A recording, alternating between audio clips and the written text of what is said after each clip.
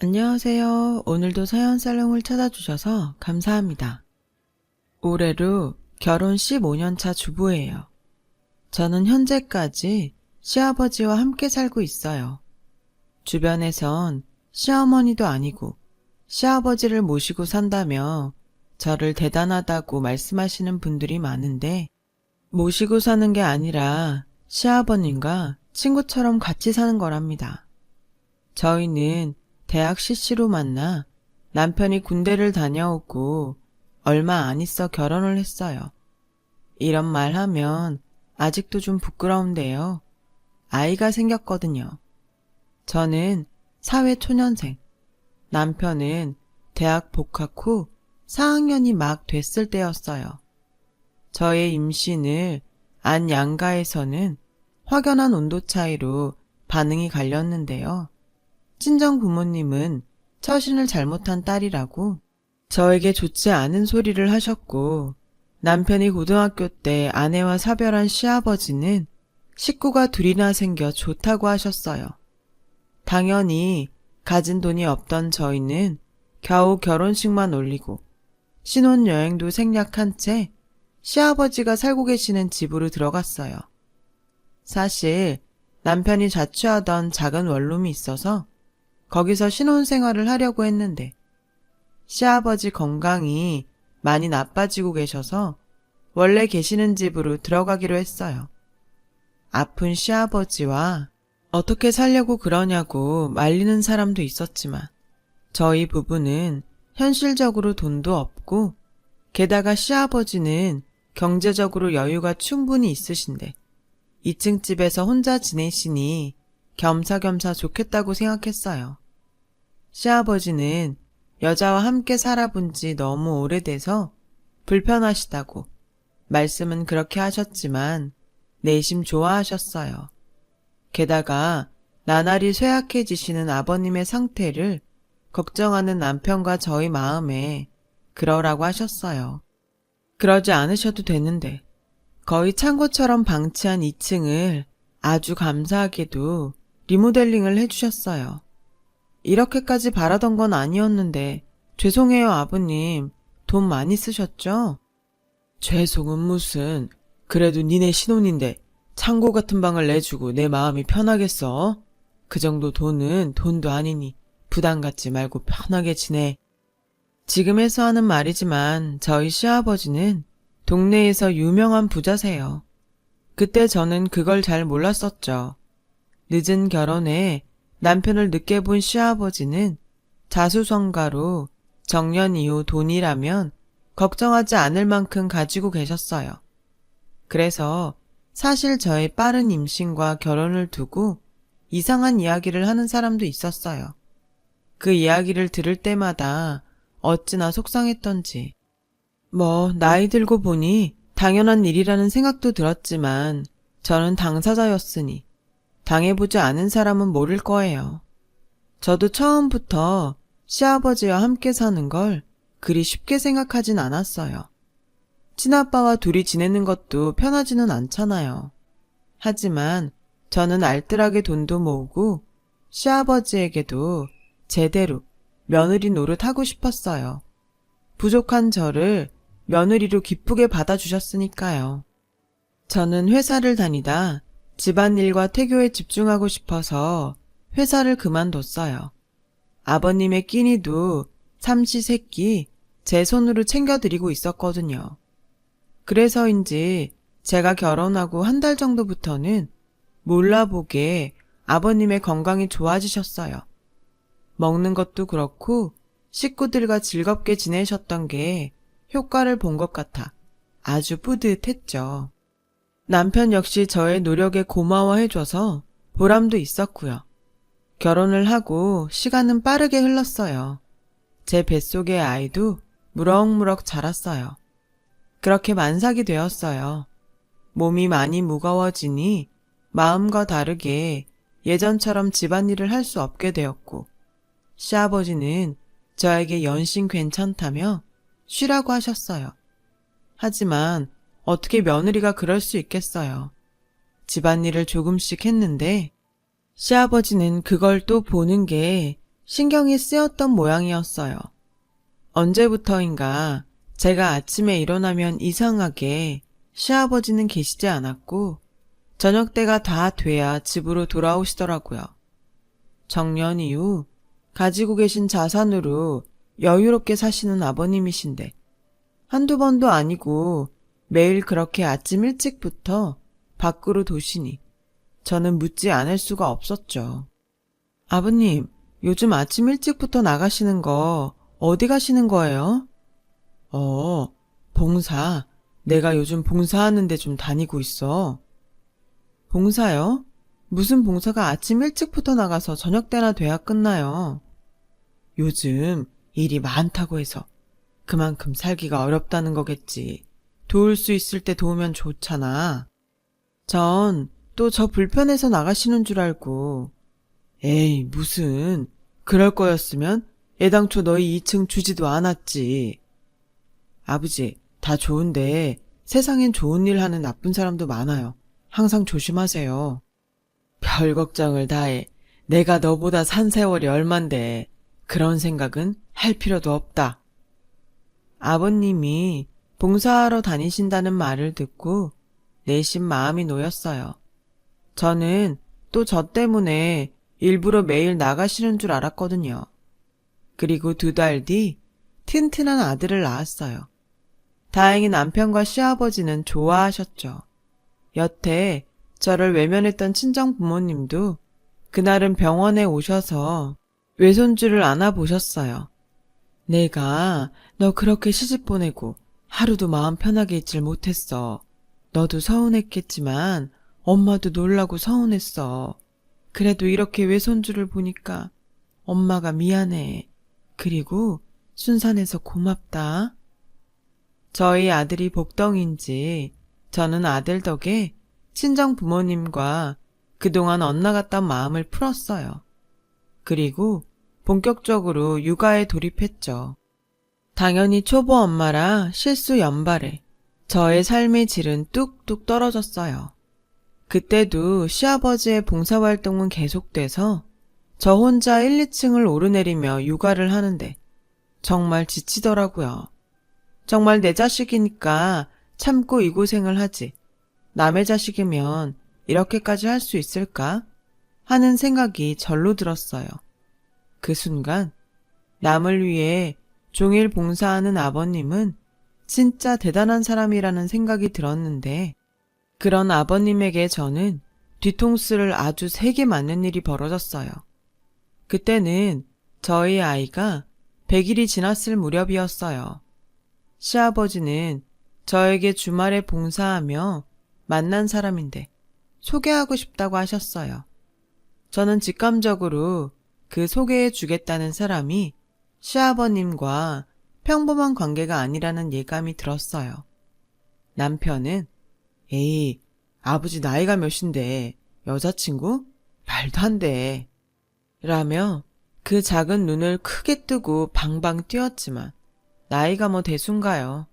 저는 시아버지의 연애가 맞다면 대환영이었어요. 사실 너무 오래 외로우셨잖아요. 앞으로의 인생에 시아버지와 마음 맞는 여자친구가 있으시면 당연히 좋죠.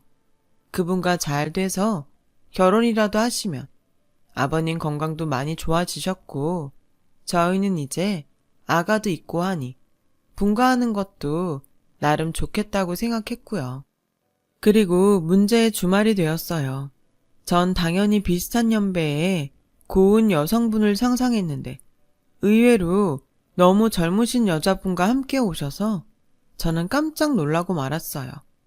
언뜻 보면 40대 정도로 보이는 그 여자분은 저희 부부를 보며 마치 오래전부터 알고 지낸 것처럼 인사를 해왔어요.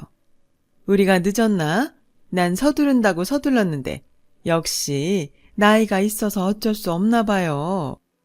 정여사가 무슨 나이가 있어? 에이, 저도 곧 있으면 50대잖아요. 내 눈엔 애기야, 애기. 저와 남편은 너무나도 다른 시아버님의 모습에 한동안 멍하니 아무 말도 하지 못했어요. 그래도 뭐 좋으셔서 그러시는 건데 이해해야지 생각했죠. 연애라는 게 그런 거잖아요. 그런데 제 남편은 저와 같은 생각은 아니었나 봐요. 초면에 죄송하지만 유부녀는 아니시죠? 남편은 단도직입적으로 그 여자분에게 물었어요. 그리고 시아버지는 남편의 그런 태도가 마음에 들지 않는 눈치셨어요. 너 무슨 말이 그래? 확실히 할 건 해야죠. 이혼하셨어요? 아니면 사별이신가요? 이놈이? 저 처녀예요. 결혼 한 번도 안 했어요. 너 내가 처음 보는 어른한테 그렇게 싸가지 없게 말하라고 가르쳤냐? 왜 아들한테 화를 내요? 원래 화도 안 내는 양반이. 진정하세요. 나한테 그러는 건 몰라도 당신한테 그러는 건 못 참지. 지 새엄마 될 사람한테. 순간 저희 남편은 새엄마라는 말에 머리에서 천둥 번개가 치는 듯 사고가 멈춰버린 것 같더라고요. 저야 어쩌면 그럴 수도 있겠다 생각해서 별로 놀라지 않았는데 시아버지는 놀란 자기 아들보다 저를 더 신경 쓰셨어요. 민우애미, 놀랬냐? 네? 아니요. 저보다 민우 아빠가 많이 놀란 것 같아요. 아버님이 결혼까지 생각하시는 줄은. 그게 말이다. 사실은 이 사람이 임신을 했다. 임신이라니. 저도 그 뒤로는 머릿속이 하얗게 돼서 아무 기억도 나지 않아요. 정신을 차렸을 땐 두 분이 거의 살림을 합치시기로 하고 분주하게 결혼 준비를 하셨다는 것 말고는요. 아니, 네 시아버지도 웃긴다. 곧 있으면 칠순이라고 하지 않았니? 당신 칠순 전에 애 돌잔치 먼저 하게 생겼네. 그나저나 너 괜찮아? 이번 참에 분가해. 사실은 아버님이 분가하라고 하셨어. 그 양반도 웃긴다. 당신 새장가 들었으니 나가라고 하든? 아무래도 우리 식구 없는 게 더 좋겠지. 우리 아버님 전에 사두신 아파트가 있나 봐. 거기 월세 계약이 다음 달에 끝난대. 그럼 우리가 들어가서 살기로 했어. 그나저나 그 새 시어머니 애 낳으면 그 산후조리 어쩌냐? 요즘 조리원 잘 돼 있으니까 가라고 해. 너 옆에서 괜히 산후조리 돕는다 뭐다 하지 말고. 알아서 하시겠지. 설마 나한테 산후조리 해달랄까 봐. 저는 친정엄마의 말에 절대 그럴 일이 없다고 웃으며 말했어요. 상황이 좀 꼬이긴 했지만 아버님의 도움으로 분가하게 되었으니 잘 됐다면 잘 된 일이었죠. 나간다고? 여보, 나는 괜찮은데 애들 내보내시게요. 얘네들도 이제 분가해야지. 언제까지 부모가 끼고 있나. 당신도 그래야 더 편하지 않겠어? 난 이렇게 살아도 좋은데 괜히 나 때문에 분가시키는 것 같아서. 당신은 물색 없이 착하기만 해서 큰일이야. 애들도 좋지. 내가 아파트도 해주는데 안 그러냐? 아파트를 해줘요? 내가 갖고 있는 아파트가 있어.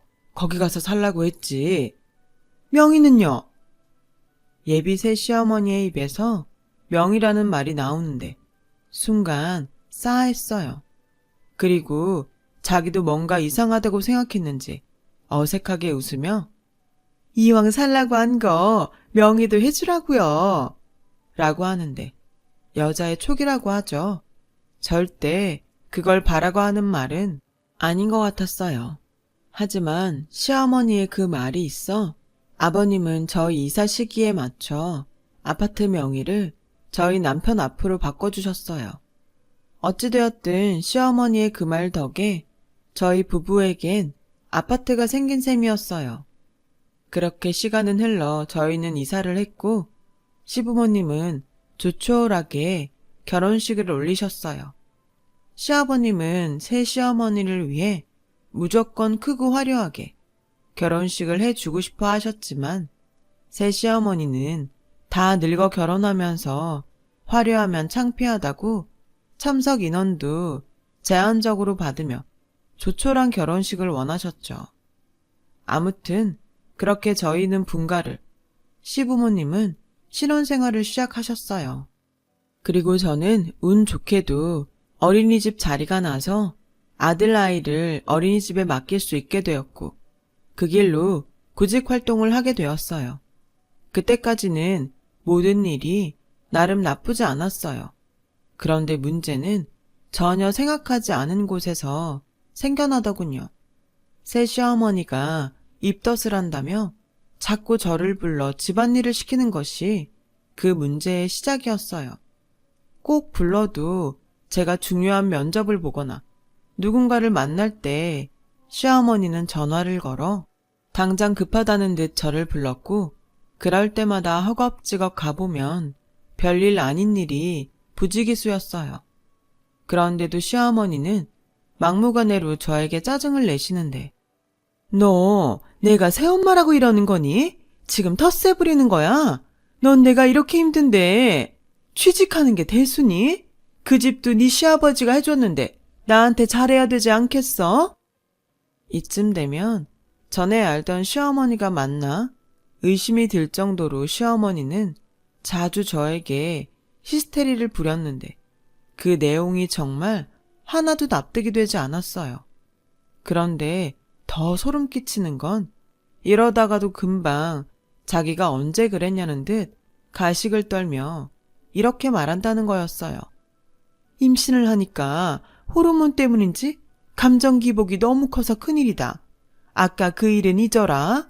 그리고 네 시아버지나 네 남편한테도 말하지 말고 괜히 창피하잖니.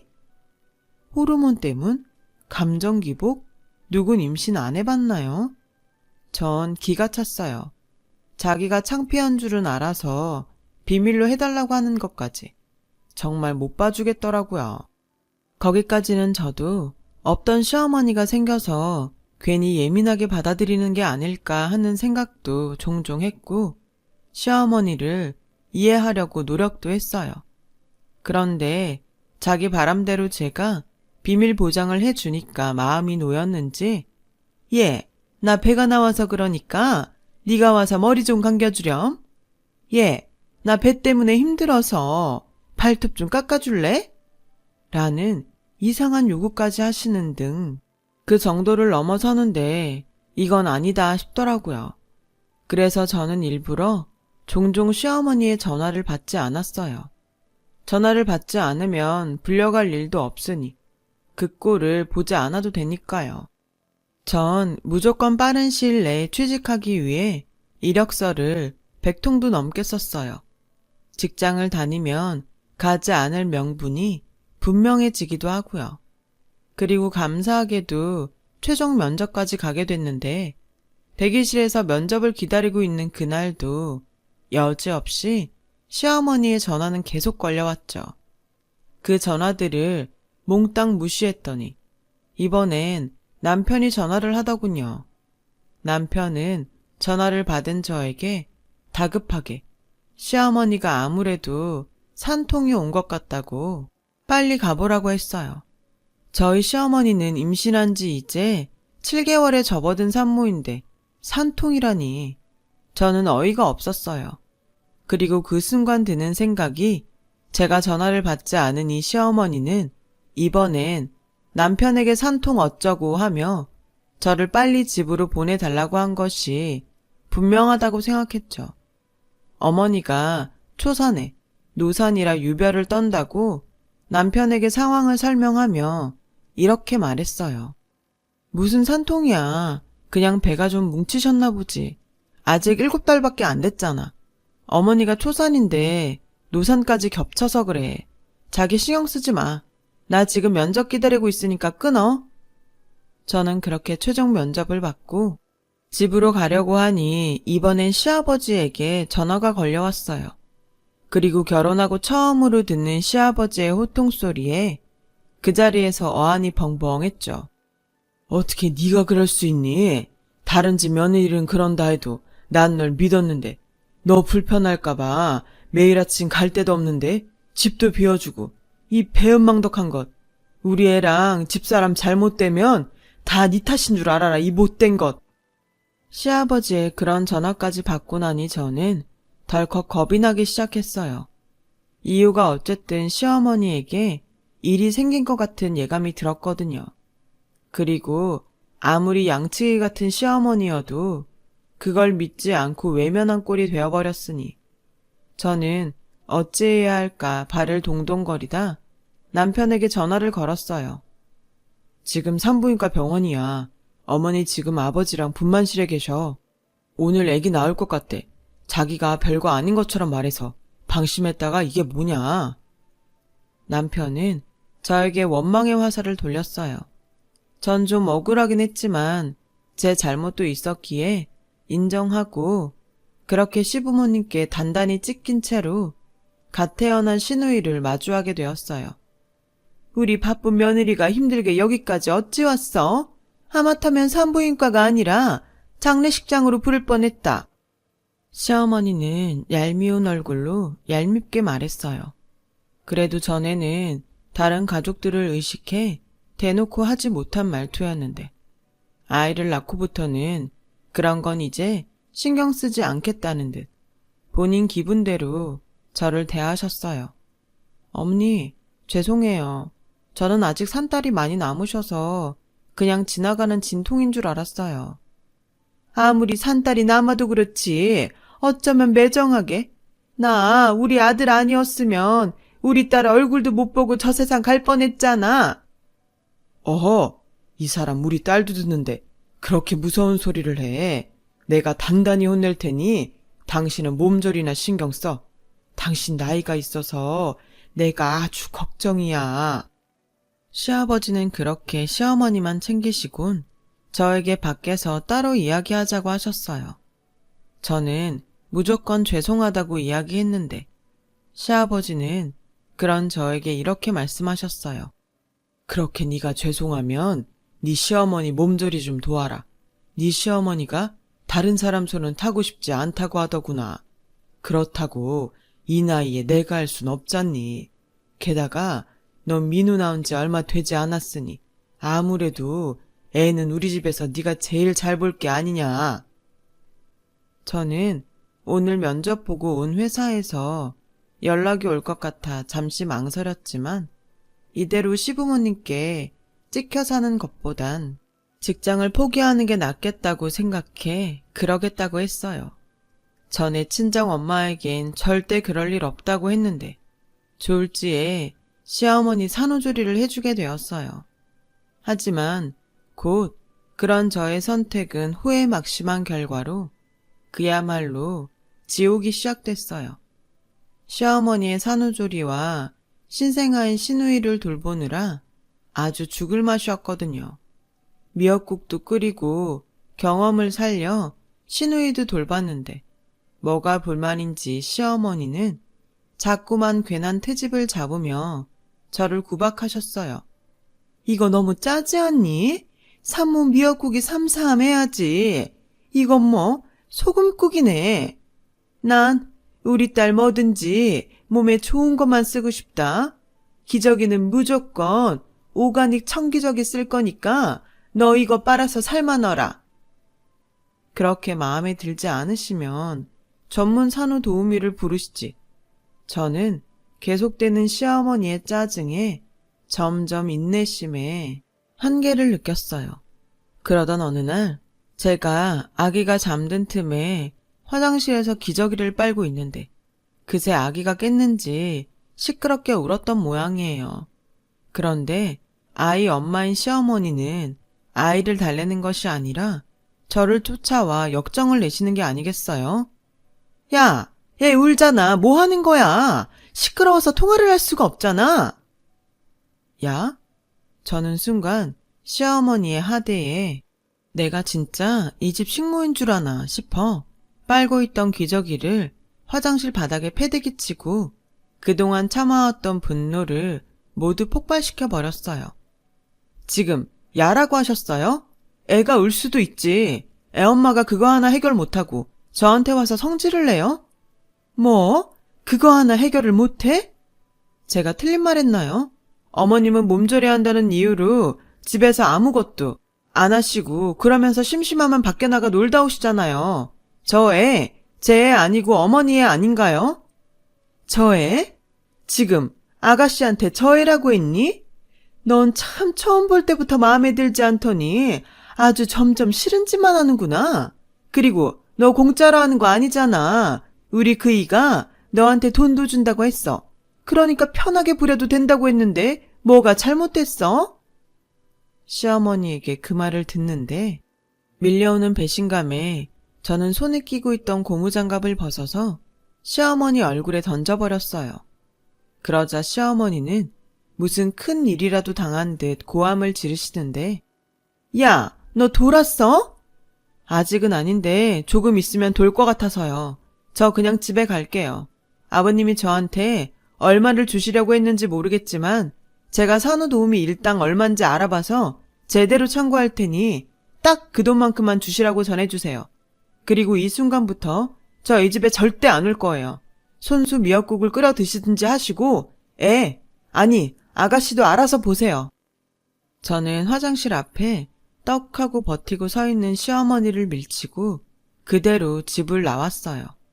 그리고 몇 시간 후 시어머니에게 연락을 받은 시아버지는 또다시 노발대발하며 저에게 전화를 하셨고 저는 그 알아본 산후도우미 하루 일당을 계산해서 제가 받을 돈을 알려드렸어요.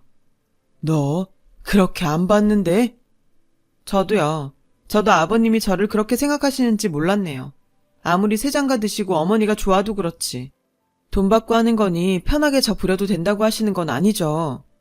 그야 네 어머니가 너한테 미안하다고 해서 내가 그냥 한 소리지. 미안해요. 미안한 사람이 애운다고 시끄럽다고 저한테 야! 라고 하세요. 뭐? 너 아무리 화가 났어도 없는 소리 하면 못 쓴다. 아버님, 이런 말까지 안 하려고 했는데 어머니 아버님이랑 있을 때랑 저랑 있을 때랑 완전 다른 사람이에요. 물론 믿지 않으시겠지만 전 더 이상 그 장단에 놀아나고 싶지 않아요. 죄송해요. 시아버지는 끝까지 제 말을 믿지 않는 듯 호통만 치시다 전화를 끊으셨어요. 당연히 마음이 좋지 않았지만 이왕 이렇게 된 거 에라 모르겠다 하는 심정으로 내버려 두고 싶은 심정이었죠. 남편도 다행히 그동안 제가 말하지 않고 당했던 것들을 이야기하니 자기가 더 화를 내며 잘했다고 했고 그렇게 한동안은 솔직히 편하고 좋았어요. 시어머니 전화도 없고 그 집 일에 신경 쓰지 않아도 되니까요. 그런데 이런 시간도 잠시 시어머니와 제대로 부딪히는 사건이 일어났어요. 글쎄 시어머니가 어떤 말로 바람을 넣었는지 모르겠지만 시어머니보다 당신 나이가 훨씬 많다는 이유로 시아버지는 집 명의를 시어머니 앞으로 바꾸셨고 또 가지고 있던 재산을 모두 시어머니와 신생아 시누이에게 준다는 유언장을 작성하셨더라고요. 그것도 저희 부부 몰래요. 그렇다고 저나 저희 남편이 아버님의 재산에 눈독을 들이고 있던 건 아니었어요. 아버님께서 인생을 사실 때 그 물질적인 여유로 더 즐겁고 여유롭게 사시길 바랬던 것 뿐이죠. 하지만 이렇게 저희 몰래 법적인 문서에 딱 명시를 해놨다고 하니 기분이 나쁘더라고요. 그 사실은 우연히 친구 변호사를 만나러 친정 아버지가 해당 로펌에 갔다가 우연히 저희 시아버지를 보게 되면서 제 귀에 들어왔어요. 친정 아버지는 시아버지에게 인사를 할까 했지만 옆에서 시어머니가 민망하게 너무 딱 붙어 있어서 말을 걸지 못하셨대요. 안 그래도 새로 들어온 시어머니 때문에 걱정이 많으셨던 아빠는 사돈 내외가 왜 로펌까지 왔는지 물어보셨고요. 자신이 들은 기막힌 말을 저에게 전해주신 거죠. 저는 상대하기 싫어서 남편에게 들은 이야기를 고스란히 다 했어요. 그러자 남편은 화가 나서 그 집으로 찾아가 새 시어머니 보는 앞에서 난리를 쳤어요. 알고 보니 지금 계시는 그 집이 돌아가신 시어머니가 친정아버지께, 그러니까 남편의 외할아버지께 받은 유산이었더라고요. 난 우리 엄마 유산이 저 여자한테 가는 꼴은 못 봐요. 당장 원래대로 해놓으세요. 그냥 이름만 바꿔 놓은 거야. 그리고 네 엄마가 나중에 너한테 명의 준다고 했어. 넌 내가 미리 아파트도 줬잖아. 아버지, 정말 뭐에 홀린 거예요? 그 말을 믿어요? 막말로 아버지 돌아가시면 저 여자랑 제가 무슨 사이인데요. 주실 거면 지금 당장 주세요. 저기 아들, 그렇게 열내지 말고 그냥 아버지는 당신 없을 때 아들 왜 잘 챙겨주라는 의미로 나한테 주신 거야. 그냥 이름만 바꾼 거라고. 잘 챙겨줘요. 저 와이프한테 다 들었어요. 아버지야 지금 당신 말을 다 믿는 모양인데 저도 제 와이프 말만 믿어요. 모르는 사람 부리듯 부렸다고요. 오가닉 어쩌고 하실 거면 당신 손으로 똥기저귀를 빨아야지. 왜 남의 와이프 손을 빌려요? 고마운 줄도 모르고. 뭐? 여보, 그거 봐요. 내 말이 맞잖아. 얘네들 나 싫어해. 내가 설마 했는데 우리 부모 자식한 영 끊자. 난 너 같은 아들 필요 없다. 네, 알겠어요. 알겠으니까 이 집 명의는 저 주세요. 저희 엄마 거였으니까. 알았다. 내일 당장이라도 그놈의 명의 바꿔주마. 여보, 이걸 왜 줘요? 시아버지가 명의를 남편에게 준다는 말에 시어머니는 놀란 토끼 눈을 하고 표정이 싹 바뀌었어요.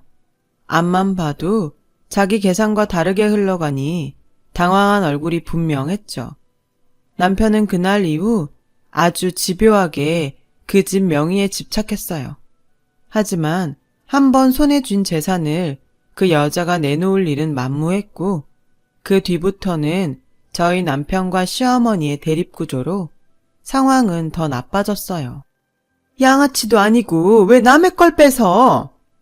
남의 거? 제가 할 소린데요. 당신이 뭔데 그 집 명의를 가져? 나? 네 엄마다. 이제 갓 태어난 동생이 불쌍하지도 않아. 막말로 네 아버지 죽으면 네가 우리 모녀 책임질 거야? 돈 앞에서는 연극이고 가식이고 없는 시어머니란 사람의 모습에 시아버지는 적지 않게 놀라는 눈치셨어요. 그래도 화가 나서 홧김에 저러는 거겠지 하는 생각에 당신의 아내를 달래보려 하셨는데 고작 그런 걸로 달래질 여자인가요? 오히려 시어머니는 시아버지를 더욱 달달 볶으셨어요. 당신이 어떻게 좀 해봐요. 아버지가 아들 하나 못 잡아요. 아버님은 그날 이후 다행히 콩깍지가 벗겨진 듯 했어요. 그리고 한동안 좀 혼란스러워 이리저리 방황하셨는데 아무리 생각해봐도 저 새 시어머니라는 사람이 수상한 거예요. 보다 못한 저는 시아버지가 시어머니를 만났다는 봉사활동 협회를 찾아갔어요.